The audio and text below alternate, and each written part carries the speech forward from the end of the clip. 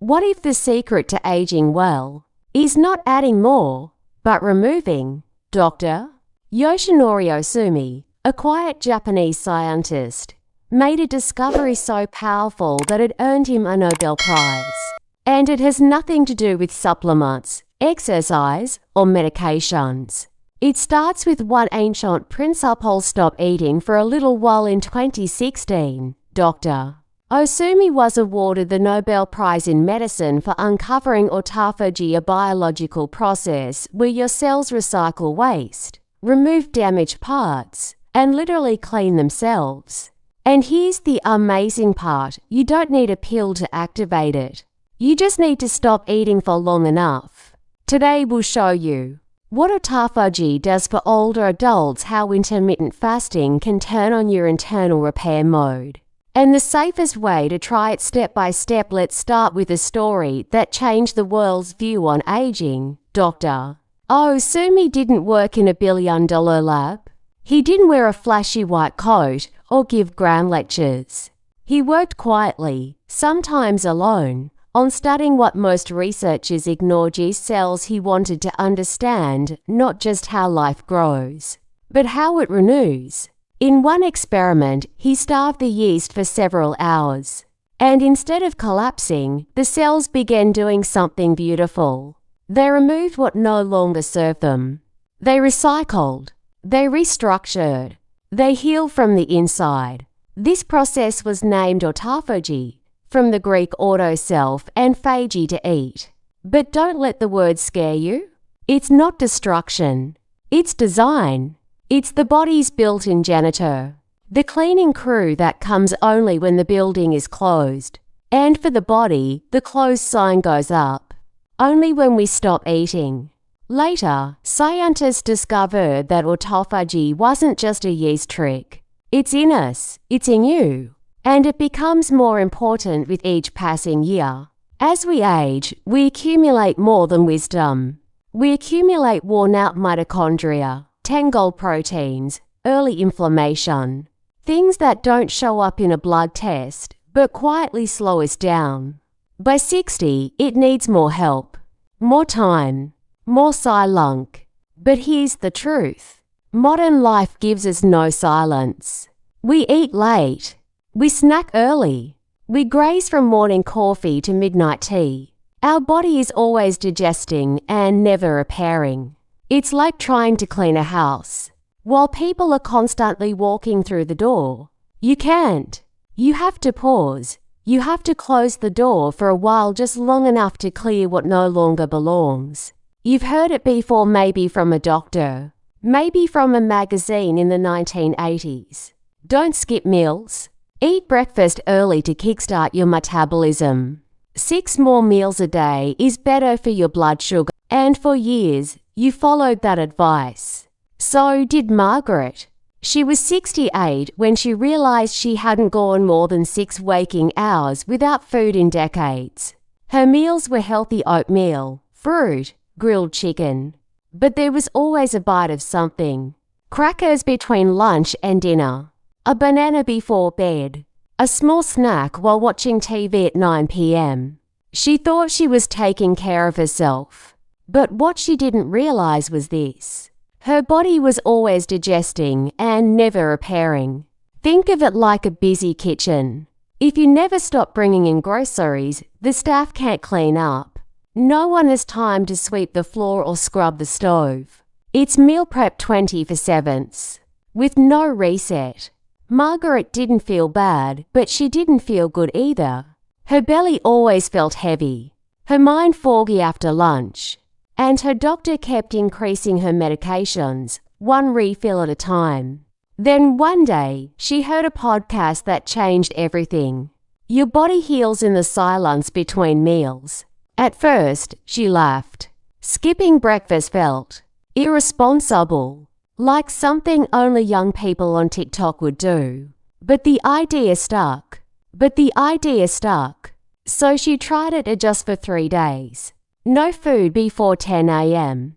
Nothing but water after 6:30 p.m. And on day 4, something strange happened. She didn't feel hungry. She felt clear.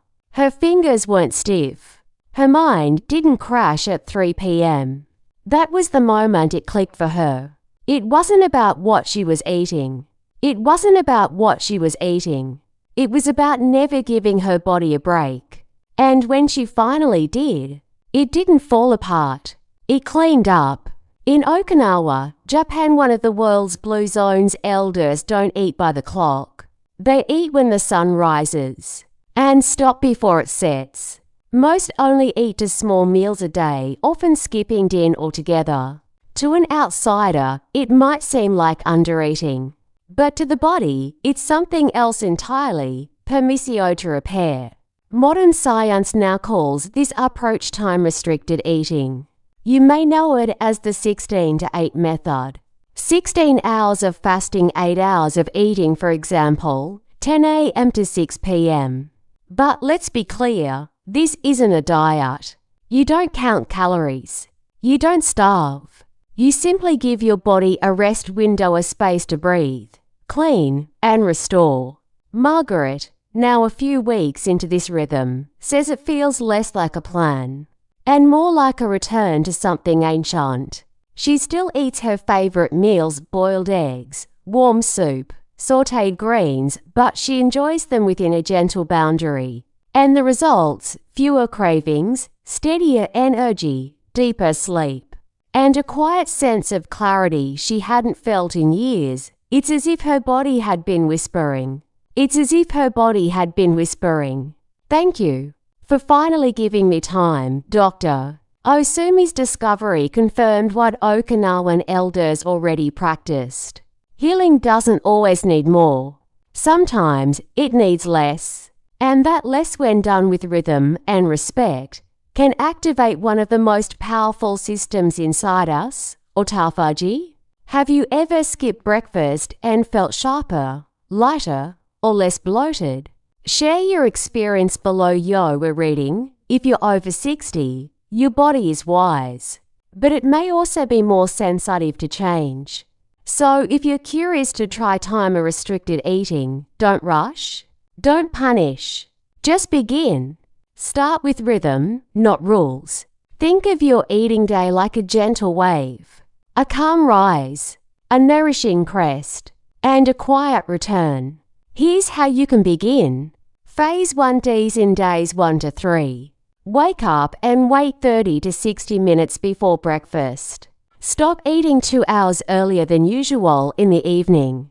No snacks after dinner, just herbal tea or water. Get used to feeling light, not empty. Phase 2. Build your window days for the 7 first meal, around 9:30 to 10 a.m. Final meal, by 6 p.m. that gives your body 14 to 15 hours to rest overnight. Drink water, tea, or black coffee during the fast, but no sugar, cream, or calories. Optional step. Mind-body anchors. Slow walk before breakfast. Stretch lightly while sipping tea. Keep a journal. How do I feel today before I eat? What to avoid, especially at first. Don't skip both breakfast and lunch on day 1. Don't force long fasts if you feel dizzy, weak, or anxious. Don't compare your journey to younger people online. You're not chasing speed, you're nurturing healing. Over time, your body will adjust, and instead of hunger, you might begin to feel something else. Clarity, lightness, calm. Not because you've taken something away, but because you've finally given your body what it's been asking for all along, time. And trust. Aging doesn't have to mean slowing down. Sometimes the most powerful thing we can do is to pause. So tell me, have you ever felt better when you gave your body a break? Or is this the first time you're hearing about autophagy and fasting? Drop your story below. It might help someone start their journey too. And in our next video, we'll reveal 3 everyday habits that quietly block your body's repair system. You'll be surprised what's on that list.